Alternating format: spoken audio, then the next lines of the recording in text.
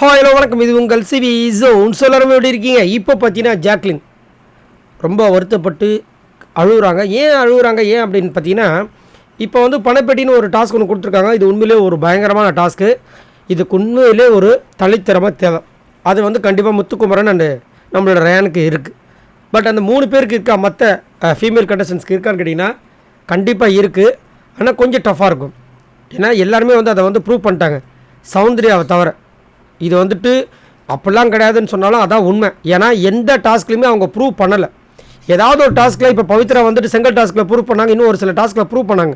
அந்த மாதிரி பண்ணியிருந்தால் நம்மளுக்கு ஒரு நம்பிக்கை வரலாம்.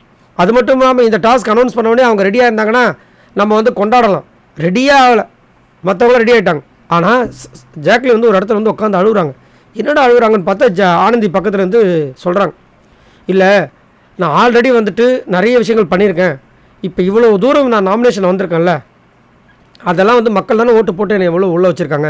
அந்த மக்களுக்காக நான் ஓடணும்ல. என்னால் இந்த இதில் ஓடி ஜெயிக்க முடியாதுன்னு எனக்கு தோணுது. ஆனால் நான் மக்களுக்காக நான் ஏதாவது பண்ணணும்னு யோசிக்கிறேன். இல்லைன்னா அந்த மக்கள் என்னை தப்பாக நினைக்க மாட்டாங்களா? அந்த குற்ற உணர்ச்சி அவங்களுக்கு குத்துது. என்னை இவ்வளோ தூரம் கொண்டு வந்த மக்களுக்கு நான் ஏதாவது பண்ணணுமே, எதுவுமே பண்ணாமல் வந்த மாதிரி. அதாவது இவ்வளோ விஷயங்கள் பண்ண ஜாக்லின் தான் அது தோணுது. நம்ம இவ்வளோ பண்ணதுன்னு தோணாமல் கண்டிப்பாக வந்து எதாவது பண்ணி ஆகணும்னு சொல்லிட்டு அழுகுறாங்க. ஆனால் அவங்களால முடியாது, அவங்களுக்கு தெரியுது. சௌந்தர்யா விட கொஞ்சம் குண்டாக இருப்பாங்க.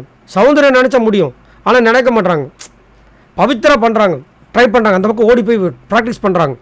அப்புறம் வந்து அவங்க இவங்க வந்து ஆர்ஜி ஆனந்தி வந்து அவங்கள ஆசுவாசப்படுத்துகிறாங்க. விடுமா, உன்னை நீ இதுக்காக தான் வந்துட்டு அவங்க வந்து இது பண்ணல, உன்னோட கேரக்டர் அவங்களுக்கு பிடிச்சிருக்கு, சரி அதெல்லாம் நீ போட்டு மைண்டை போட்டு குழப்பிக்காதுன்னு இன்னொரு இடத்துல திரும்ப வருத்தப்படுறாங்க. அதில் இவர் என்ன சொல்கிறார், என்ன சொல்கிறாரு, நீ அதெல்லாம் யோசிக்காத, எனக்கு தெரிஞ்சு நீ கலந்துக்க வேண்டாம்னு நினைக்கிறேன்.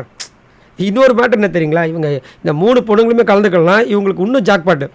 ஏன்னா முத்துக்குமரன் ராயனை மாறி மாறி ஓடி போயிட்டு வந்து பணத்தை எடுத்து வச்சுப்பாங்க. அதை தான் வந்து பவித்ரா ஒரு இடத்துல சொன்னாங்க, சரிங்களா? அதே மாதிரி இதில் இன்னொரு பெரிய டிஸ்அட்வான்டேஜ் யாருக்குன்னா முத்துக்குமரனுக்கு தான். ஏன்னா முத்துக்குமரன் தான் வின் பண்ண போகிறா, இவ்வளோ தூரம் கஷ்டப்பட்டு வந்திருக்காப்புல.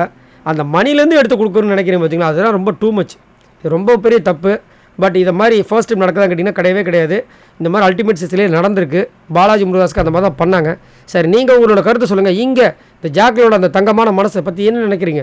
ஓட்டு போட்ட மக்களுக்கு நான் ஏதாவது பண்ணணும்னு நினைக்கிறாங்க. சௌந்தர்யாக்கு தோணவே மாட்டுது. இதை பற்றி மறக்காமல் கமெண்ட்ஸ் பண்ணுங்கள். பாய் நண்பர்களே.